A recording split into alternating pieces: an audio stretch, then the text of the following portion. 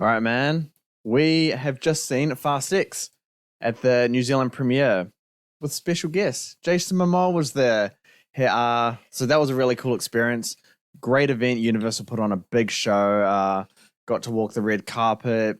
Jason Momoa introduced the movie. Just a really great night and quite a special experience, especially in little New Zealand. It's a pretty unique time when we get these kind of events. So yeah, how did you find the event? And we'll move on to the movie. Yeah, I really enjoyed the event. Yeah. Apart from obviously waiting in line to get into it. It took a while, eh? It did, Yeah. But yeah, the whole layout and everything, the way that they structured Sylvia Park to work around that red carpet was amazing. Wow. And then it was nice to see Jason Momoa have like time with the fans, while everyone else just filtered into the cinema. Us being those people that just filtered into the cinema. Yeah. Walking through the fans. But all eyes on Jason Momoa. I did get a glimpse of it, and the dude's a fucking unit, eh? Yeah, I mean, 6'4", looks a lot bigger in person. I'll say that much. But yeah, we've seen the movie Fast X. Apparently, the next movie is meant to be the last. Apparently, so until Vin Diesel said about 24 hours ago that it's a three-parter, something like that. We have no official confirmation on that, but we just saw the movie. What were your thoughts on it? Yeah, I actually really enjoyed it. I think I enjoyed it more than Fast 8 and 9. Yeah. Not quite the heights of Furious 7, but it was very close. Like it was a good Fast and Furious, the Fast 5, Fast 7 and the OGs, Yeah. So I really enjoyed it. It did bring the franchise back to its roots somewhat. So you had the street race, and then you also had like heisty scenes, but it did it with like an interesting twist and everything. Mm-hmm. The way the film ended, I can't see it being an extra another 2 more movies. Yeah, because at that point you're just milking it. The way it ended is a perfect way to lead into the last movie. Yeah, in my opinion. Mm-hmm. I thought in regards to Jason Momoa, he was playing a villain. During his speech before the film, he said that he had so much fun playing this role, and you can clearly see that on screen. Yeah. Like his the way he portrayed this character of Dante, that was very similar to like Heath Ledger's and Jack Nicholson's Joker. Yeah, it was somewhat psychotic, but also like goofy at the same time. Yeah, like there was just a scene where he's just talking to dead people, yeah, having a full on yarn with them. Yeah, it was actually really fun to see him in like a bad role for once, and I think it's probably one of my favorite roles I've seen of Jason Momoa. Yeah.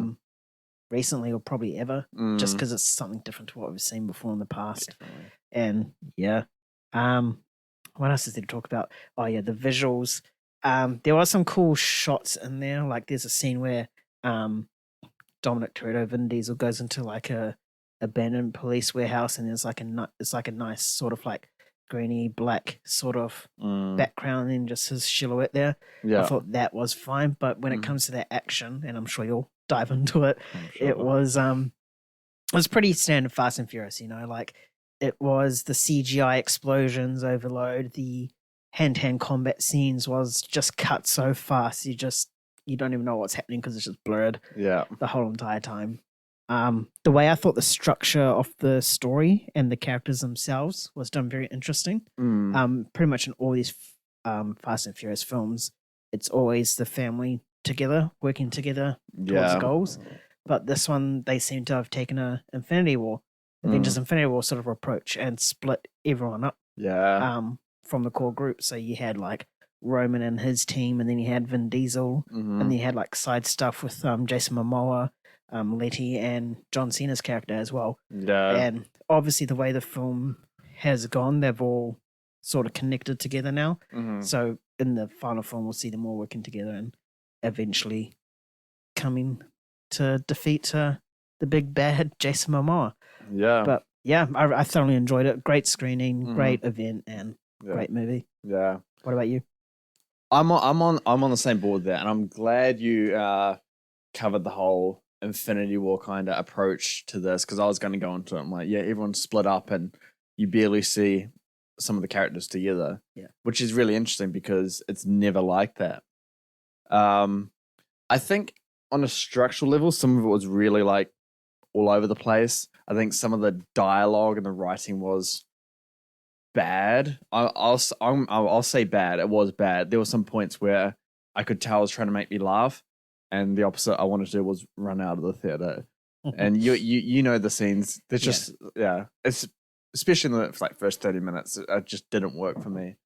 For Jason Momoa, yeah, he comes out and he's saying, "Hey, this is the funnest role I've ever played." And I'm like, okay, it's Fast and Furious. You're probably like the same as everyone else.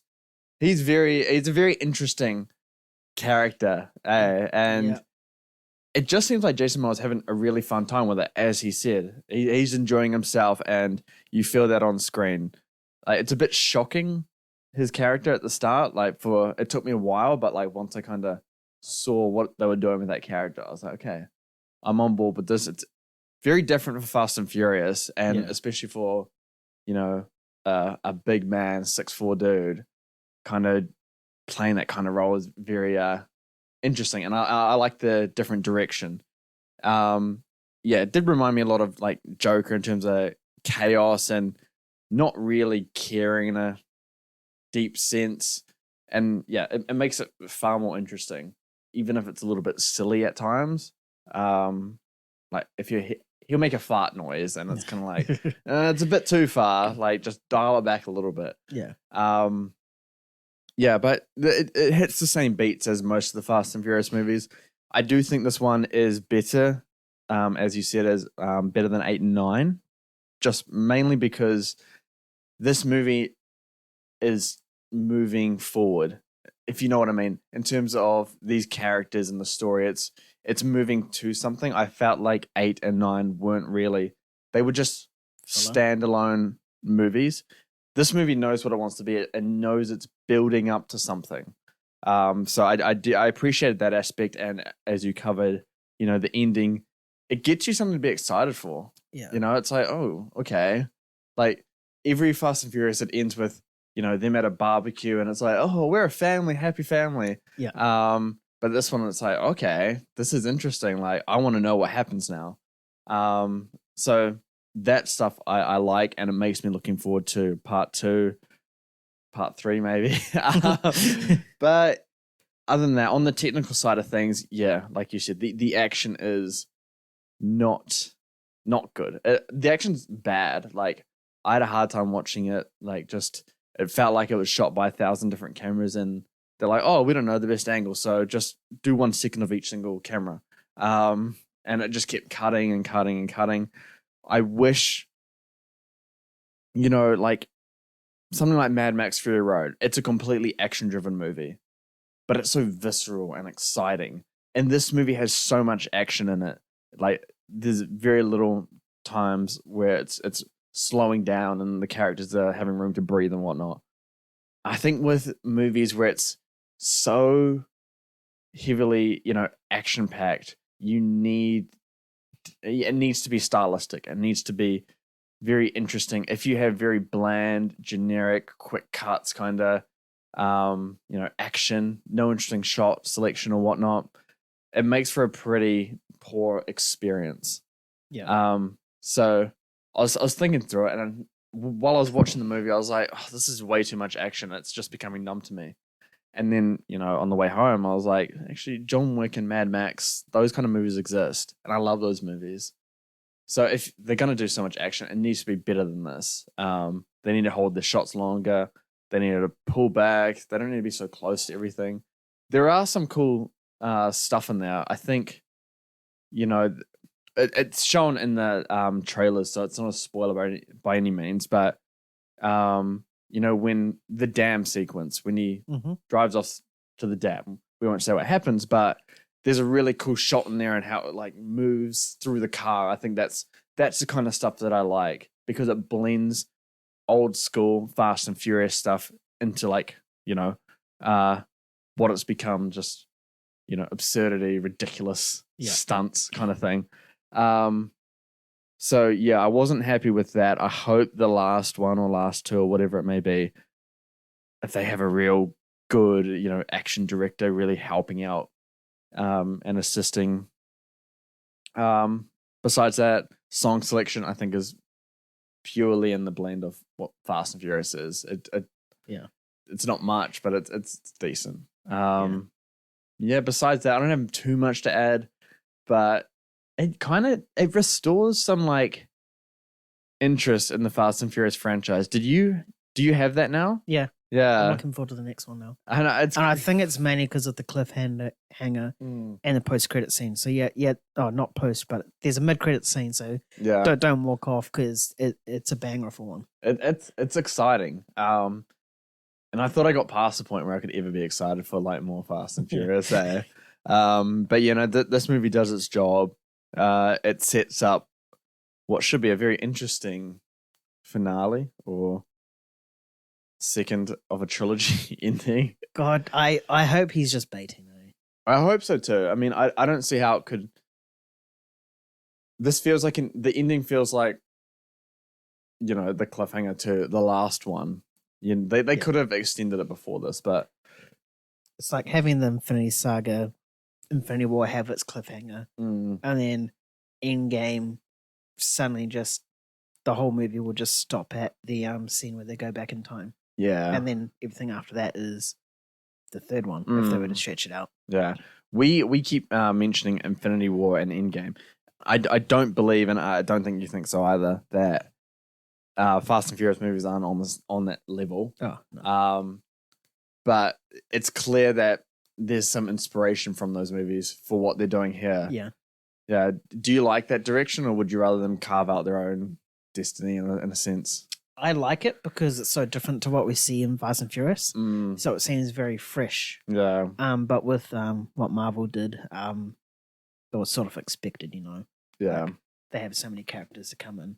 So I think the way that the Fast franchise have handled this film and the direction they're going in, I really like it. I'm on board with it because it's just so fresh and so refreshing to see this rather than just everyone there and the plot just be driven between while they're all there. We're getting like 6, if not more, different stories that we're seeing and different relationships being built. Yeah. I mean, this is obviously kind of the final chapter of Fast and Furious. Does Jason Momoa's Dante, is he the good villain to just end things on in terms of talking about the villain's origin here? Does it feel like he's justifiable to be the last big bad that this family faces? I think so. Yeah. Mainly because this film opens up with 10 years later, which is Fast 5.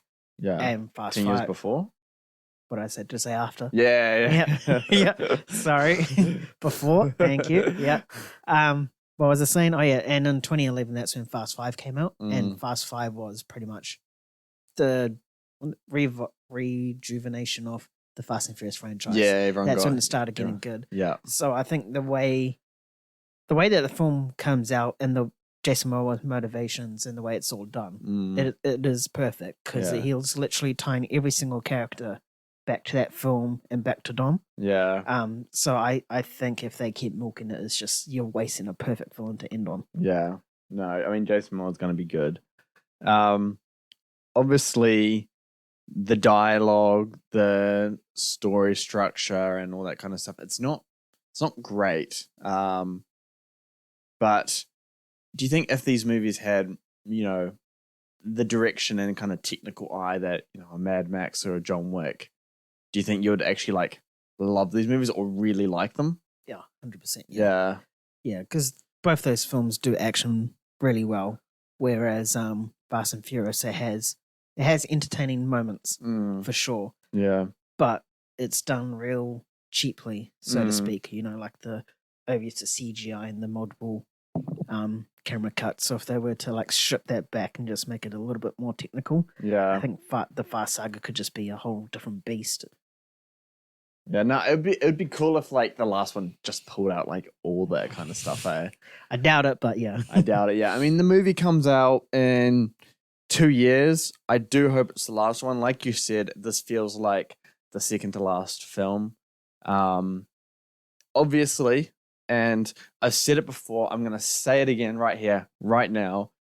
Vin Diesel will be back as Toretto on a side story or a, you know, whatever, maybe spin-off series. Maybe, who knows? Oh, that's a trend. He'll be back. He'll find some way to come out there and say, "We need to tell the Toretto story now."